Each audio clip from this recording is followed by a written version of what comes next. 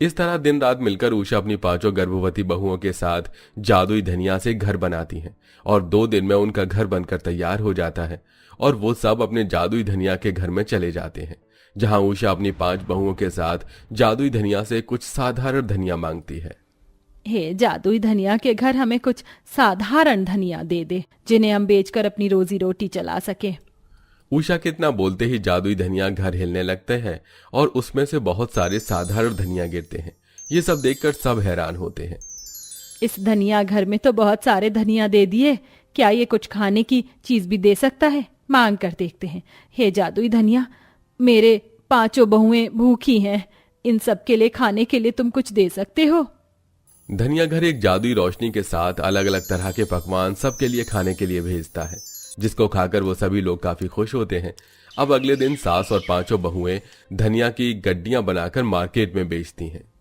5 रुपए गड्डी धनिया ले लो, 5 रुपए गड्डी धनिया, ऐसी ताजा धनिया पूरे गांव में कहीं नहीं मिलेगी।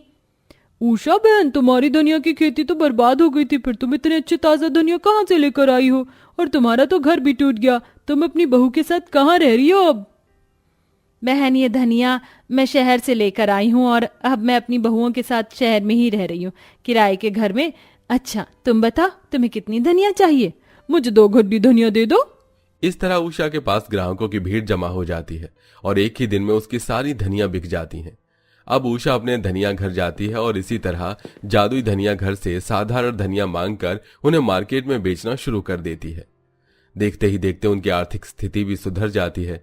इधर 5 बेटे भी वापस आ जाते हैं, जो कुछ पैसे कमा कर लाते हैं। उनको सास सब बात बताती है। इस तरह और उषा अपने बेटों और अपने 5 गर्भवती बहुओं के साथ सभी गांव वालों से छुपकर उस मायावी जंगल में अपनी जादुई धनिया घर में रहती है और बाद में उसी गांव में अपना पक्का मकान भी बनवा लेती है। हमारा घर पक्का बन गया, अब हमें इस धनिया घर को छोड़ना होगा। अब हमारे पास अपना खेत भी है। तभी वहां मायावी सांप आता है और कहता है, तुम सब जा रहे हो, तुम्हारे जाने के बाद यह धनिया घर यहाँ से गायब हो जाएगा, पर तुम चाहो तो थोड़ा जादुई धनिया ले जा सकती हो, उससे अपनी और लोगों की मदद करना। ठीक है, हम थोड़ा ले लेते हैं। इस तरह से 5 प्रेग्नेंट बहुओं के साथ उषा थोड़ा सा धनिया लेकर अपने पक्के मकान में चली जाती है।